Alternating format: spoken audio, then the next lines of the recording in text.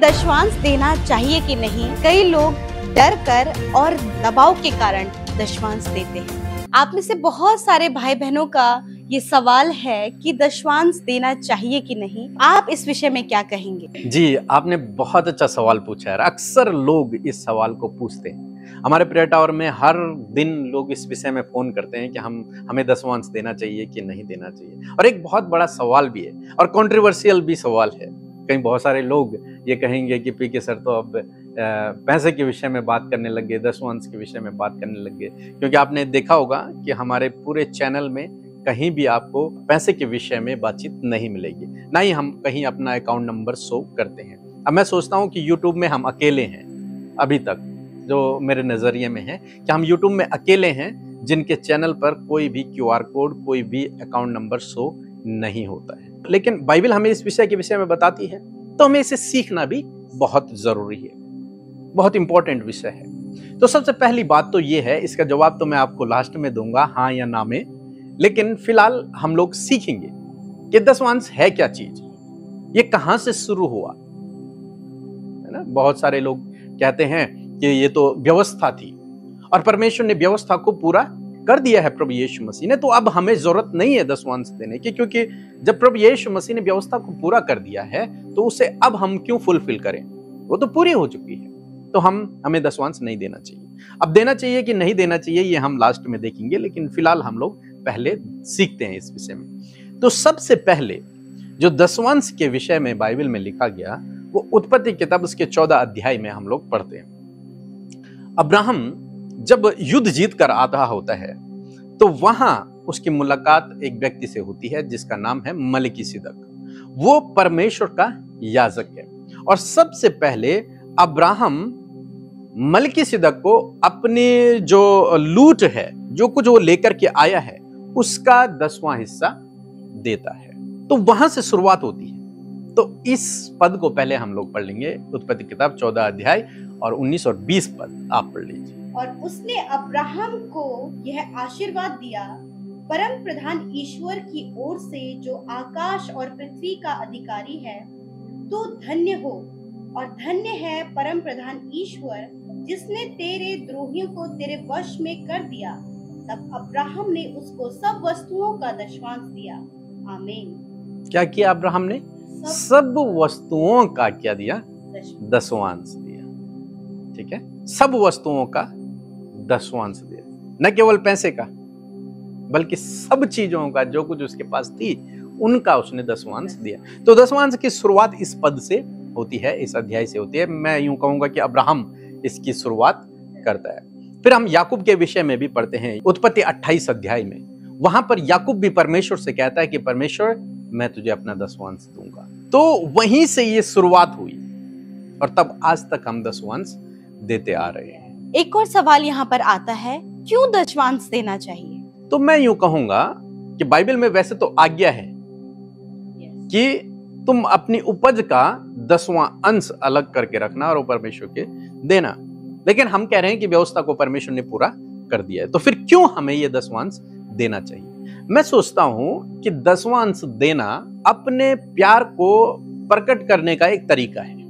दशवांश देना, यदि मैं आपसे प्यार करता हूं तो मैं कभी कभी आपको गिफ्ट भी देता हूं कि नहीं देता हूं।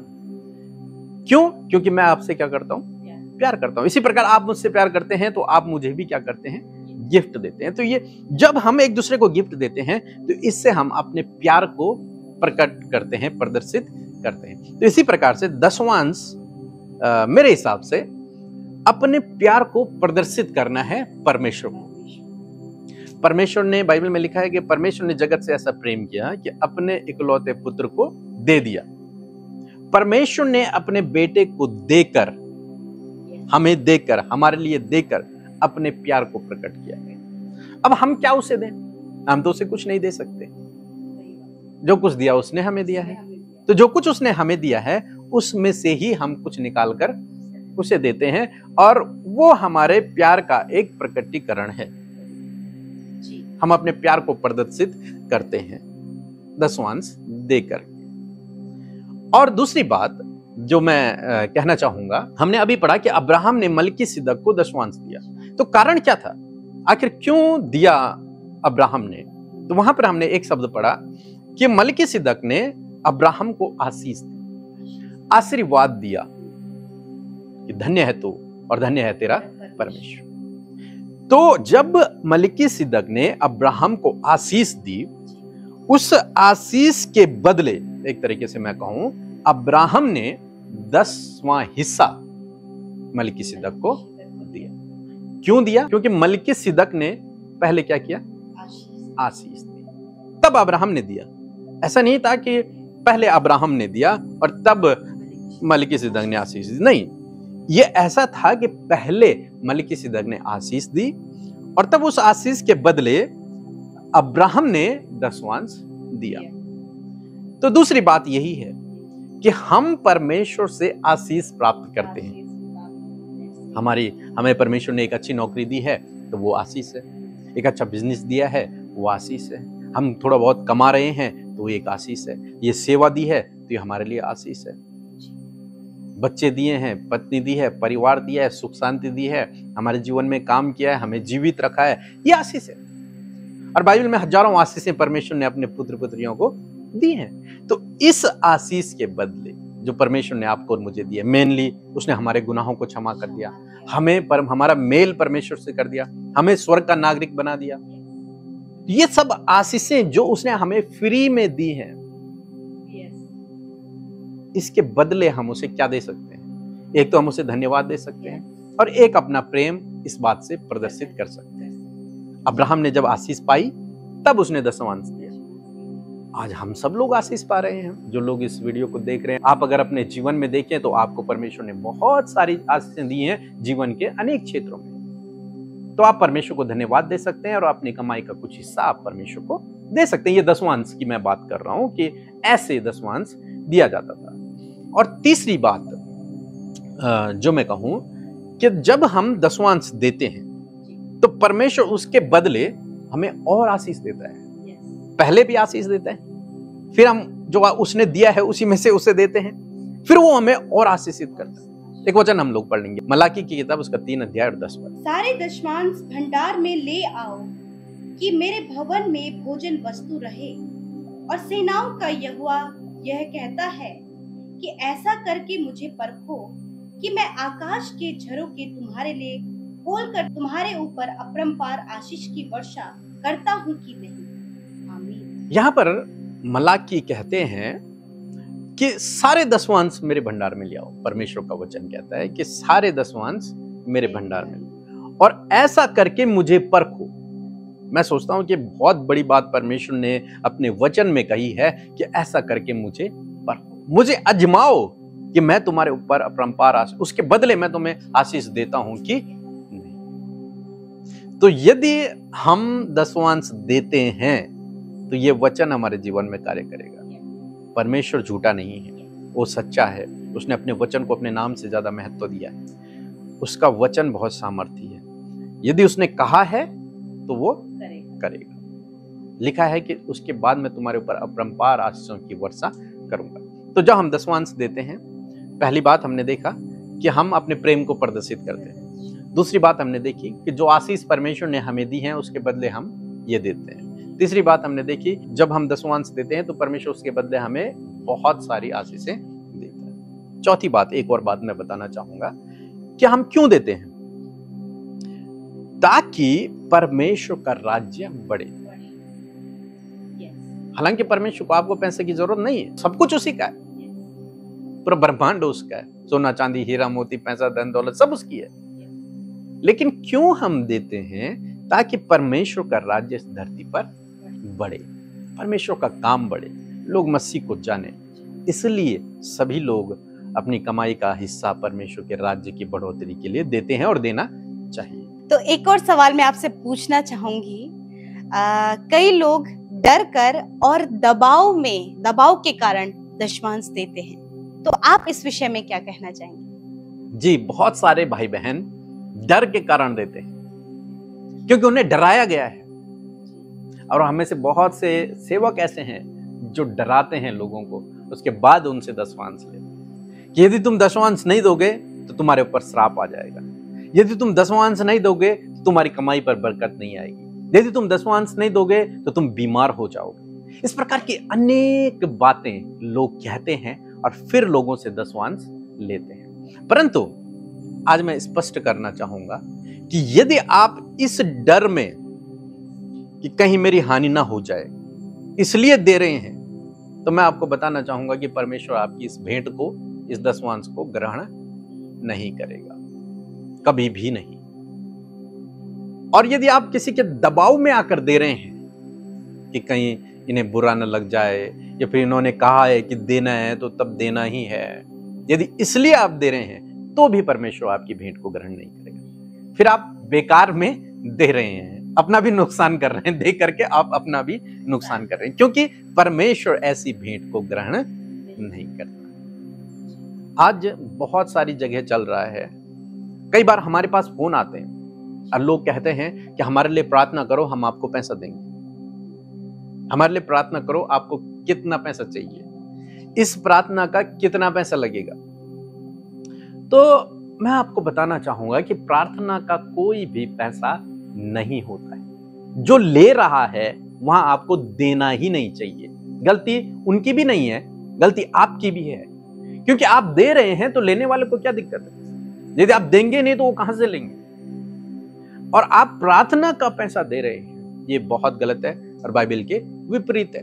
प्रार्थना का कोई भी पैसा नहीं है। इसीलिए हमारे चैनल पर कहीं भी QR कोड और अकाउंट नंबर तुम्हें नहीं मिलेगा, ना ही हम किसी को मोटिवेट करते हैं देने के लिए, बिल्कुल नहीं। क्यों?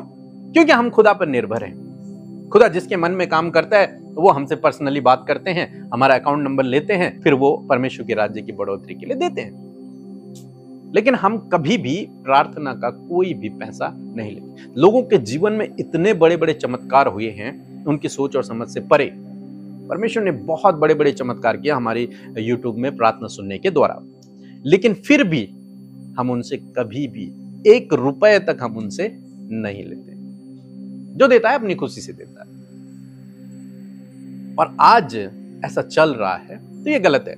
मैं सोचता हूं जो हमारे व्यूअर्स हैं, जो हमें रोज सुनते हैं, उन्हें कभी भी प्रार्थना करवाने का पैसा नहीं देना है।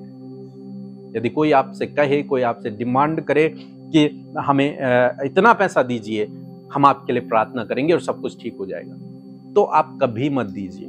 आप उस व्यक्ति से प्रार्थना ही मत करवाइए। उससे अच्छा है कि आप अपनी कोठरी में जाइए और प्रार्थना कीजिए, प्रभु आपको उत्तर देगा, प्रभु आपके जीवन में काम करेगा। बाइबल कहती है तुम्हें सेंत मेंत मिला है, सेंत मेंत दो। हमने परमेश्वर से वरदान पाया, कुछ पैसा देकर नहीं पाया, खरीदा नहीं है। तो कोई भी परमेश्वर से दान वरदानों को, आश्चर्य कर्मों को, दया को, अनुग्रह को, शांति को खरीद नहीं सकता, चंगाई को खरीद नहीं सकता। वचन कहता है कि तुम्हें सेंत मेंत मिला है, तुम भी सेंत मेंत दो। हमने नहीं खरीदा प्रभु से, ना ही कोई खरीद सकता है, कोई भी नहीं। बाइबल में लिखा है कि शमौन जादूगर पतरस के पास आता है, चेलों के पास आता है, कहता है कि मेरा सब कुछ ले लो, ये पैसा पकड़ो और मुझे ये वरदान दे दो जो तुम्हारे पास है।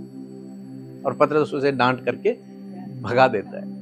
कहने का मतलब है आप पैसे से प्रार्थना को नहीं खरीद सकते, ना ही आपको ऐसा करने की कोशिश करनी चाहिए, बिल्कुल भी नहीं। परमेश्वर कोठरी में काम करने वाला परमेश्वर, परमेश्वर हृदय को जांचने वाला परमेश्वर। और बाइबल कहती है कि परमेश्वर हर्ष से देने वाले से प्रसन्न होता है, न कि जोर जबरदस्ती, दबाव और डर के कारण जो दे रहा है, नहीं, उससे परमेश्वर प्रसन्न नहीं है। परमेश्वर प्रसन्न उससे है जो खुशी से दे रहा है। एक वचन हम लोग पढ़ लेंगे, 2 कुरिन्थियों उसका 9 अध्याय 7 पद। हर एक जन जैसा मन में ठाने वैसा ही दान करे, ना कुड़ के और न दबाव से, क्योंकि परमेश्वर हर्ष से देने वाले से प्रसन्न रहता है। आमीन। न दबाव से, न कुड़ के, न डर से, बल्कि हर्ष से देने वाले से प्रसन्न रहता है। तभी मैंने कहा कि यदि आप डर दबाव से दे रहे हैं तो परमेश्वर आपकी भेंट को स्वीकार नहीं करेगा। यदि फिर आप खरीद रहे हैं तो भी आपकी भेंट स्वीकार योग्य नहीं है। स्पष्ट बाइबल इस बात को बता रही। वो हर्ष से जो दे रहा है, जो खुशी से दे रहा है, जैसे अब्राहम ने दिया, खुशी से जो दे रहा है, उससे परमेश्वर प्रसन्न है। हम लोग बाइबल में मरकुस रचित सुसमाचार उसके 12 अध्याय में एक विधवा स्त्री के बारे में पढ़ते हैं जो परमेश्वर के भवन में दान देती है, और उसके पास जो कुछ था थोड़ा सा 2 दमड़ी केवल, वही उसने परमेश्वर के भवन में डाल दी। और यीशु मसीह देख रहे हैं, यीशु मसीह ने अपने चेलों को बुलाया और कहा देखो इस स्त्री ने सबसे ज्यादा दिया। क्यों कहा? उसने तो सबसे कम दिया था, लेकिन उसने हर्ष से दिया, खुशी से दे रही है, इसलिए परमेश्वर को वो भाई, परमेश्वर हर्ष से देने वालों से प्रसन्न रहता है। अब ये सवाल भी उठता है कि भाई कितना देना चाहिए, है ना। एक फोन हमारे पास आया कि एक प्रभु के सेवक ने उनसे कहा कि जो कुछ आप कमाते हैं उसका 10वांश दो। तो उनका स्कूल है शायद या कोई बिजनेस है, तो उनकी जितनी कमाई थी, मीन्स जो स्कूल की या बिजनेस की पूरी कमाई थी, उसका 10वांश उन्होंने दे दिया। अब जब उसका 10वांश दे दिया तो अब टीचर्स की सैलरी कौन कैसे पे करेंगे? वो फंस गए कि अब मैं क्या करूं। तब उन्होंने हमें फोन किया कि हमने अपना 10वांश दिया और बाकी अब बचा ही नहीं हमारे पास कि हम टीचरों को कैसे सैलरी दें। तो मैं उन्हें बताना चाहूंगा कि आपको ऐसे नहीं देना है। आपको कैसे देना है, कितना देना है? जो आपका प्रॉफिट है। यदि आप बिजनेस कर रहे हैं तो बिजनेस में जो आपका प्रॉफिट है, उस प्रॉफिट का 10वां हिस्सा आपको परमेश्वर को देना है, टाइथ देना है। और ये फिर आप सैलरी पर्सन है, आप सैलरी लेते हैं, मंथली सैलरी आती है, तो उस सैलरी में सबसे पहले निकाल के आप परमेश्वर को दें। ऐसा नहीं कि जब पूरा खर्चा हो गया उसके बाद जो बचा वो आप परमेश्वर को दें, नहीं। बाइबल में लिखा है, प्रभु ने कहा कि अपनी उपज का पहला हिस्सा परमेश्वर को देना है। देना है कि नहीं देना ये आप पे डिपेंड है, हम आगे बात करेंगे, लेकिन नियम ये कहता है जो मैं बता रहा हूं। यदि मैं अपनी बात करूं कि जब मैं 4000 रुपए कमाया करता था उस समय 1000 रुपए प्रभु की सेवा के लिए दिया करता था, जबकि वो 10वांश नहीं बनता है, 10वांश बनता है 400 रुपए, लेकिन मैं 1000 रुपए दिया करता था। कारण क्या है कि हम हर्ष से दे रहे हैं, हम खुशी से दे रहे हैं, हम परमेश्वर को अपना प्रेम दिखा रहे हैं, इसलिए दे रहे हैं। किसी के जोर जबरदस्ती कुड़कुड़ा कर डर से नहीं, ना ही किसी चीज को खरीदने के लिए। तो कहने का मतलब है कि आपको खुशी से देना है। एक हमारे साथ में एक बहन जुड़ी हुई है और उन्हें वृद्धा पेंशन मिलती है, और वृद्धा पेंशन कितनी होती है? मेरे ख्याल से बहुत कम होती है, 1500 1500 इतना ही होगी। उसका भी वो 10वांश निकाल कर हमारी मिनिस्ट्री में भेजती हैं। तो हमने उनसे बात की और कहा कि आपको तो इतना कम मिलता है, आप कैसे सरवाइव करेंगे, आप ये मत दीजिए। तो उन्होंने कहा नहीं, हम परमेश्वर के राज्य के लिए दे लें। तो परमेश्वर हर्ष से देने वालों से प्रसन्न। एक भाई थे और उस भाई ने अपना कमाई का 10वांश हिस्सा दिया, और वो कुछ ज्यादा अमाउंट था, और उसका 10वां भाग उन्होंने चर्च में दान कर दिया। कुछ समय बाद क्या देखते हैं, जब उनकी पास्टर के साथ में नहीं बनने लगी या फिर उनके जीवन में काम नहीं हुआ, तो वो जगह जगह जाकर कहने लगे कि मैंने तो इतना दान दिया था, मैंने तो इतना दान दिया था। तो ऐसा देकर के भी कोई फायदा? आपने किसी पास्टर को नहीं दिया है, आपने किसको दिया है? परमेश्वर के राज्य में। परमेश्वर के राज्य में। यदि आप ऐसा करके भी दे रहे हैं कि मैं दे रहा हूं और मेरे कारण चल रहा है इनकी सेवा, तो फिर आप गलत दे रहे हैं। आपको देना भी नहीं चाहिए, ऐसे व्यक्ति को देना भी नहीं चाहिए, क्योंकि देकर उसे कोई फायदा नहीं होगा। बाइबल में उसी को आशीष है जो हर्ष से दे रहा है। कोई कुड़कुड़ा कर दे रहा है वो नहीं, कोई ये सोच कर दे रहा है कि जब मैं दूंगा तब काम होगा, नहीं। किसी के दबाव में आकर दे रहा है तो नहीं। कहने का मतलब है जब आप खुशी से देंगे तभी वो स्वीकार योग्य है, नहीं तो नहीं। फिर एक और सवाल यहाँ पर आता है कि यदि कोई 10वांश नहीं देगा तो क्या होगा? जी, बहुत अच्छा सवाल है कि यदि कोई 10वांश नहीं देता है तो उसका क्या होगा। बहुत सारे लोग सोचते हैं कि उनके ऊपर श्राप आ जाएंगे, बहुत सारे लोग सोचते हैं कि उनके जीवन में बीमारियां आ जाएंगी, उनके जीवन में समस्याएं आ जाएंगी, उनकी कमाई पर कोई बरकत नहीं आएगी, वो आशीष नहीं पाएंगे अपने जीवन में, या फिर परमेश्वर उन्हें दंड देगा, या फिर परमेश्वर उन्हें नरक में डाल देगा। इस प्रकार की अनेक बातें सुनने को मिलती हैं। लोग भी सोचते हैं और कुछ लोग उन्हें कहते भी हैं ये बातें, यदि तुम नहीं दोगे तो तुम्हारे साथ में ये हो जाएगा, तुम्हारी दुर्घटना हो जाएगी तुम्हारे साथ। तुम्हारे जीवन में श्राप आ जाएंगे, तुम्हारे बच्चे बिगड़ जाएंगे यदि तुम दसवांश नहीं दो। परंतु ऐसा बिल्कुल भी नहीं। यदि कोई नहीं देता है तो उसका कुछ भी नहीं होगा। यदि कोई नहीं दे रहा है तो उसका कुछ भी नहीं बिगड़ेगा। मीन्स वो जैसा है वैसे ही रहे। क्योंकि दसवांश देना, मैंने क्या बताया, हर्ष से देना है। दूसरा, अपने प्यार को प्रदर्शित करना है। यदि वो नहीं दे रहा है तो मीन्स वो परमेश्वर से प्यार नहीं करता। सिंपल सी बात है।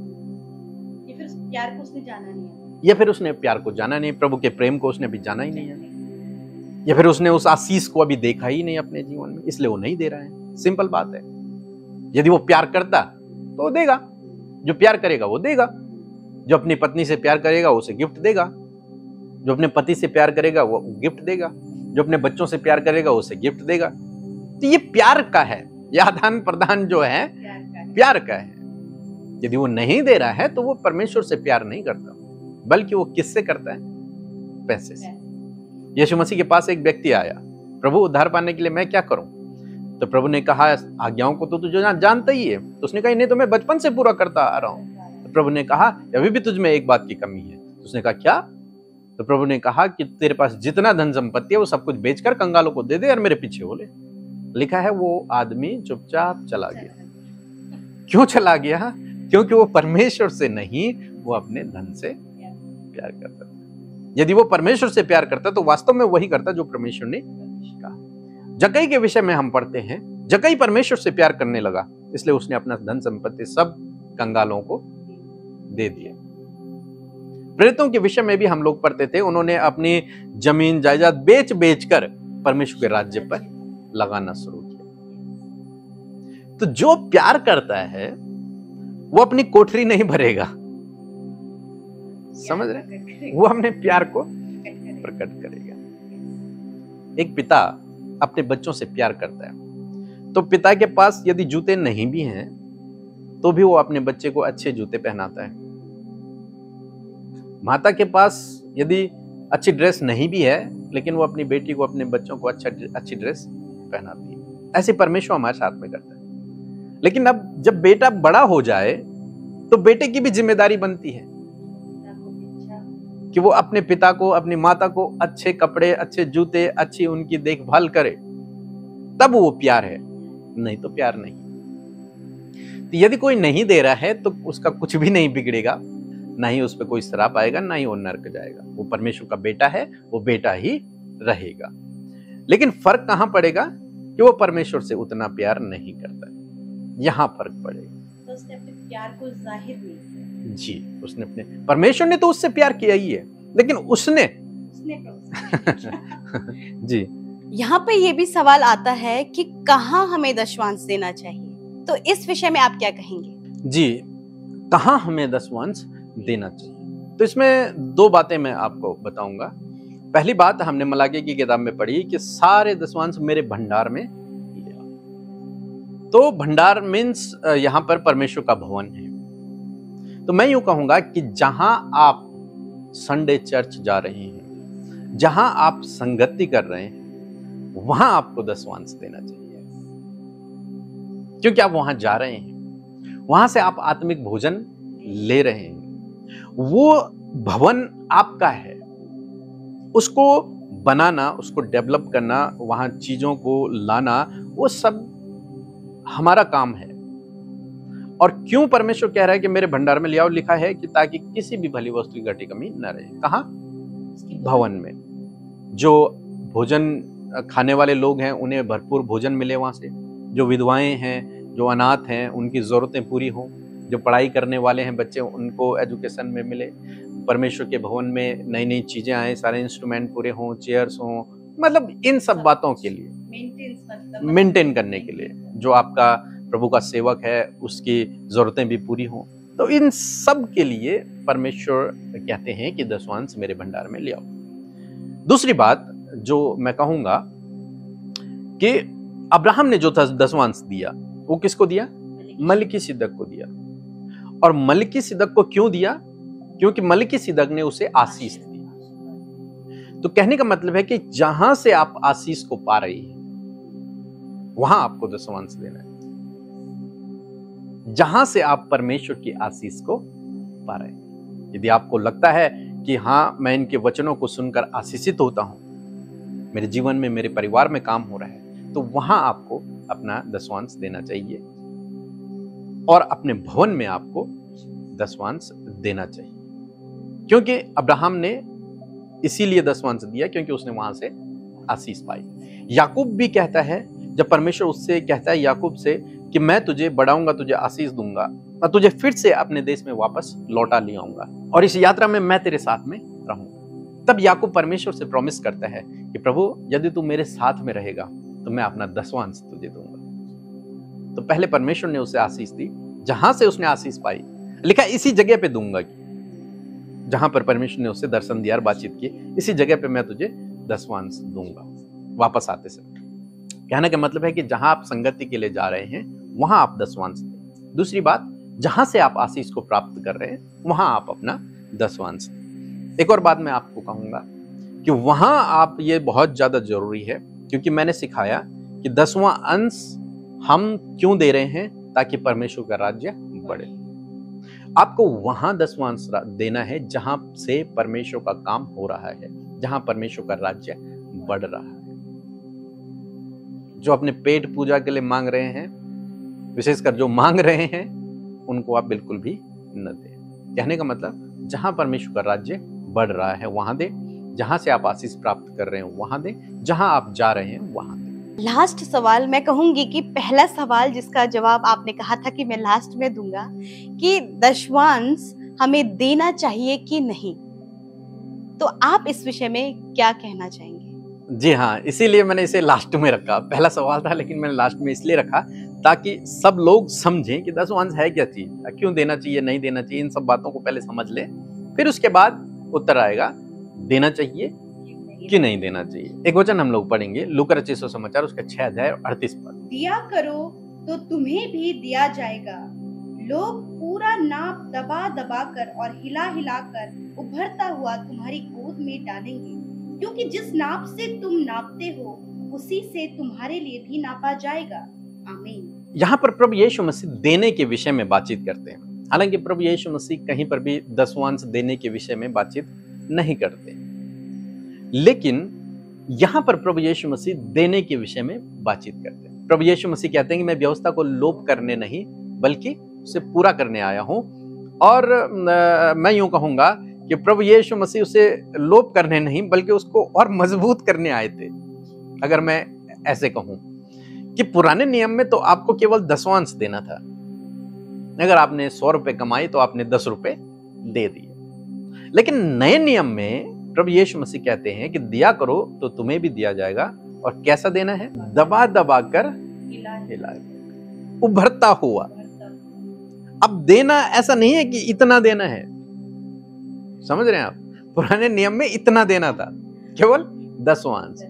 लेकिन नया नियम हमें दसवांश नहीं बल्कि देने के विषय में बता रहा है, उभरता हुआ, दबा दबा कर, हिला हिला कर देने की बात करता है। सपोज एक एग्जांपल मैं आपको देता हूं कि ये वाटर बोतल है हमारे पास और ये हमारे पास फुल है, तो इसका हमें पुराने नियम के हिसाब से दसवांश देना है। तो दसवांश कितना होगा इसका, इतना है ना।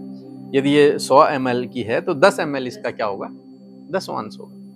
लेकिन अब यही अगर नए नियम में आ गया, अब यीशु मसीह कह रहे हैं कि तुम्हें कैसे देना है, तो अब कितना देना है कितना देना है, तभी तो हिलेगा, तभी तो छलकेगा, पूरा देना है। तो अब देने के नियम जो है ना, यीशु मसीह ने बदल दी। तो अब यीशु मसीह क्या कह रहे हैं, दसवांश से बढ़कर दो, न केवल दसवांश बल्कि उससे बढ़कर दो, और जितना तुम दोगे, लिखा है, तुम्हें भी दिया जाएगा। जिस नाप से तुम नापोगे उसी नाप से तुम्हारे लिए भी।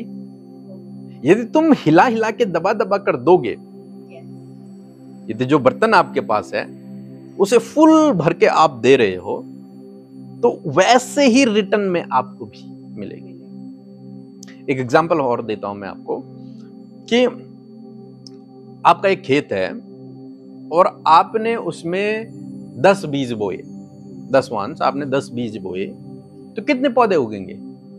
10 पौधे उगेंगे और उनमें थोड़ा थोड़ा जो भी उनका अनाज होगा वो लगेगा। लेकिन दूसरा एक खेत है जहां पर आपने 10 बीज नहीं, आपने 100 के 100 बीज बो दिए, उस विधवा स्त्री की तरह उसने अपना पूरा बो दिया, तो आप कितना काटेंगे? मैं सोचता हूं कि 1000 से भी ज्यादा, पूरा खेत फुल हो जाएगा। तो कहने का मतलब है कि अब नए नियम में न केवल आपको दसवांश देना है, बल्कि दसवांश से भी बढ़कर आपको देना है। मैं यूं कहता हूं, आप 30% दे सकते हैं, आप 50% दे सकते हैं, आप 100% भी दे सकते हैं। आप चाहें तो बिल्कुल भी न दें। It's depend only you. आप पे डिपेंड करता है कि आप परमेश्वर से कितना प्रेम करते हैं। आप परमेश्वर से कितना प्रेम करते हैं वो आप पे डिपेंड है। लिखा है जिसका जितना समा हुआ वो उतना अधिक प्यार करेगा। और जो कंफ्यूजन में है, दूं कि न दूं, कितना दूं कितना न दूं, तो फिर वो अभी परमेश्वर को जानता ही नहीं है, उसमें परमेश्वर का प्रेम ही नहीं, उसने परमेश्वर के प्रेम को जाना ही नहीं है। यदि परमेश्वर के प्रेम को जानते, सोचो एक व्यक्ति, हमने प्रभु को जाना, मैं अपनी अगर बात कहूं, आपकी बात कहें, तो हमने प्रभु को जाना और अपना जीवन ही प्रभु को दे दिया, तो क्या हमारे लिए दसवांश बड़ा है? जीवन से बड़ा कुछ भी नहीं है ना। जब जीवन हमने दे दिया तो 150,000, 550,000 ये ज्यादा होंगे?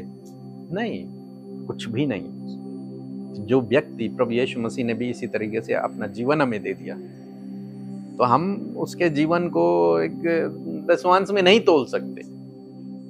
तो अगर मेरा उत्तर जानना चाहते, देना चाहिए दसवांश देना चाहिए कि नहीं देना चाहिए, तो मैं अगर कहूं कि दसवांश ही नहीं, हमें 20 अंश, 30 अंश, 50 अंश, 100 अंश परमेश्वर के राज्य के लिए देना चाहिए। अपने आप को दसवांश में एक बाउंडेज न रखें कि 10 देना है तो आप 10 ही काटेंगे, आप 50 देंगे तो 50 काटेंगे, 100 देंगे तो 100 काटेंगे। ये आप पे डिपेंड है, आप कितना भी परमेश्वर के राज्य के लिए दे सकते हैं। अब्राहम को किसी ने नहीं सिखाया कि तुझे 10% देना है, उसने अपनी स्वेच्छा से दिया। परमेश्वर ने नहीं कहा था उससे, ना ही मलिकिसिदक ने कहा, लेकिन उसने अपनी स्वेच्छा से दिया। उसे लगा कि मुझे 10% देना चाहिए तो उसने 10% दे दिया।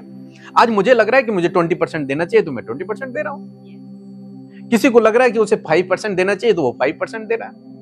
लेकिन देना इंपॉर्टेंट है, देना जरूरी है। यदि आप आशीष पा रहे हैं तो आपको देना जरूरी है, ताकि परमेश्वर का राज्य बढ़े और आप परमेश्वर से अपने प्रेम को प्रदर्शित कर रहे हैं। तो आशा करता हूं कि आप समझ गए होंगे कि दसवांश देना चाहिए कि नहीं देना चाहिए। वो टोटली आप पे निर्भर करता है। लगातार वचनों को सुनने और वचन के भेदों को जानने के लिए चैनल को सब्सक्राइब जरूर करें। धन्यवाद।